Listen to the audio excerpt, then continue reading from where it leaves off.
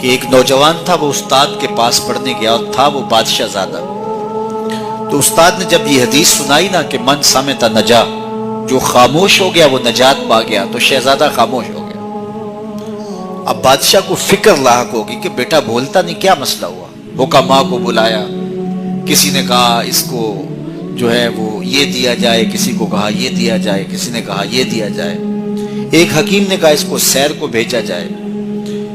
تو خادم روزانہ سیر کے لیے لے کر کے اس کو جایا کرتا تھا۔ ایک دن اس نے دیکھا کہ ایک درخت ہے جس کی گھنی شاخوں میں جانور بیٹھے ہیں، ایک شکاری تیر کمان لے کر کے گزر رہا تھا۔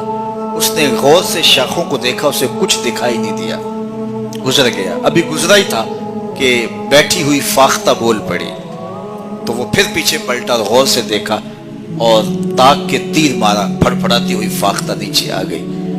تو اس کی زبان سے بے ساختہ نکلا، صدقت یا رسول اللہ، اے پیارے رسول آپ نے سچ کہا ہے، نہ بولتی تو نہ ماری جاتی، خاموشی میں نجات ہے۔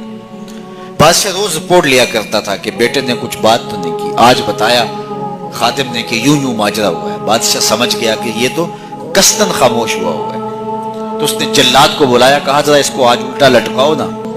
تو جلاد نے الٹا لٹکا کے جب اس کو کوڑا مارا نا تو پھر چیخا، کہا صدقت یا رسول اللہ صلی اللہ علیہ وسلم، یا رسول اللہ آپ نے سچ کہا، فاختہ بولی وہ ماری گئی، میں بولا میں مارا گئی۔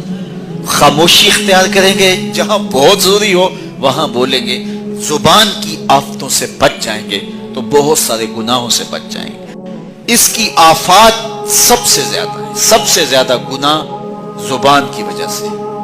تو فرمایا جو خاموش ہو گیا وہ نجات پا گیا، چونکہ یہ بولتی ہے تو جھوٹ بولتی ہے، یہ بولتی ہے تو شکوے کا لہجہ اختیار کرتی ہے، بہتان لگاتی ہے، غیبت کرتی ہے، چغلی کرتی ہے، دو افراد کو تقسیم کرنے کا ذریعہ بنتی ہے، لوگوں کے دل دکھاتی ہے، اذیت پہنچاتی ہے، گالی سب و شتم یہ اس کا مزاج بن جاتا ہے۔